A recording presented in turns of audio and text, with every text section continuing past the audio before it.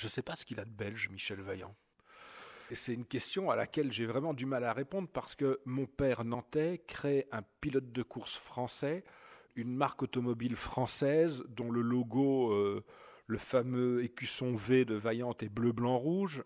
Les voitures sont bleues comme étaient les voitures de course françaises à l'époque. C'est parce qu'à l'époque, les voitures en sport automobile, dans les années 50, avaient une couleur imposée par pays. C'était le Racing Green pour les Anglais, c'était le Rosso Competizione pour les Italiens, les Belges c'était des voitures jaunes, les Français c'était des voitures bleues comme les Bugatti, les Ligier et tout ça. Donc forcément les Vaillantes étaient bleues. Donc dans l'esprit de mon père, ça a toujours été une œuvre française, un héros français, une marque automobile française. Mais c'est vrai qu'il a fait toute sa carrière en Belgique. Qu'est-ce qu'il a de belge, Michel Vaillant? Tiens, c'est drôle parce que c'est comme moi en fait.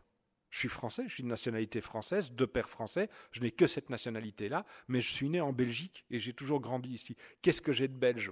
Beaucoup, évidemment, beaucoup. Ça doit être le cas de Michel Vaillant, c'est un sujet de thèse. Vraiment, il y a un truc à... Quelle est la belgitude de Michel Vaillant? Quand Jean Graton quitte Nantes, détruite après la guerre par les bombardements alliés, quand il quitte Nantes pour essayer de vivre de son dessin, il pense évidemment pas à la bande dessinée. Tout le monde dit ah ben oui évidemment il était allé à Bruxelles pour faire de la BD, c'est logique. Pas du tout. D'abord la BD c'était pas connu à l'époque, et ensuite vivre de son dessin, c'était pour mon père il y avait que deux possibilités, et c'était exact à l'époque, c'était le dessin de presse dans les quotidiens. La presse utilisait beaucoup de dessinateurs, ou c'était le dessin publicitaire. Et donc ça ne pouvait être que dans une capitale.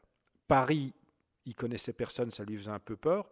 À Bruxelles, il avait une grand-tante qui était institutrice, qui avait été envoyée en Belgique. Et là, il avait au moins le gîte et le couvert. Et donc, il a choisi Bruxelles. Il commence par travailler, en effet, comme illustrateur de presse pour le journal Les Sports, l'équivalent de l'Équipe en Belgique. Mais ça ne suffit pas, c'est très mal payé. Il va donc essayer de faire des piges supplémentaires et il pousse la porte de toutes les agences de presse ou de publicité qu'il peut trouver. Et un jour, il pousse la porte, un vendredi 13, il pousse la porte de l'agence World Press, qu'il pense être une agence de publicité, et qui est en fait l'agence de Georges Troisfontaine, qui fait tous les oncles Paul pour le journal Spirou. Et il va se retrouver, par hasard, à faire de la bande dessinée. Pourquoi, à cette époque-là, Bruxelles est devenue la capitale mondiale de la BD? Excellente question. Quel rayon extraterrestre frappe Bruxelles, et que dis-je, une partie de Bruxelles, parce que tout ça s'est passé sur 300 mètres carrés, entre Tintin et Spirou, dans le centre de Bruxelles, pendant ces années-là. Jamais la naissance d'un art a connu une densité géographique et temporelle aussi forte. Paf, c'est né d'un coup, tous les talents sont apparus là. C'est incroyable. Donc ce qui s'est passé en fait, c'est d'abord la concurrence entre deux journaux, Tintin et Spirou, qui redoublaient d'efforts et d'imagination pour être meilleurs que l'autre. Pourquoi Bruxelles? Parce que ça aurait pu se passer à Paris ou ailleurs. Mais il se fait qu'à Bruxelles, il y avait du papier après la guerre. Et ça, c'était une conséquence des choix d'autonomie du général de Gaulle, notamment par rapport aux Américains et à tout ça.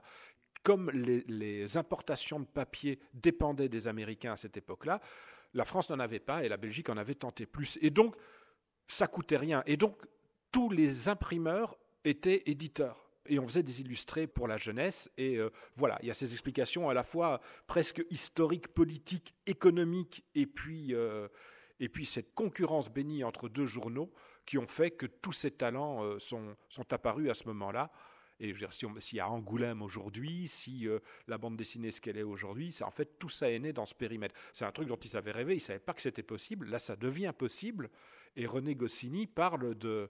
Auteur de bande dessinée, c'était un métier inconnu de la plupart des gens et méprisé des quelques-uns qui en avaient entendu parler.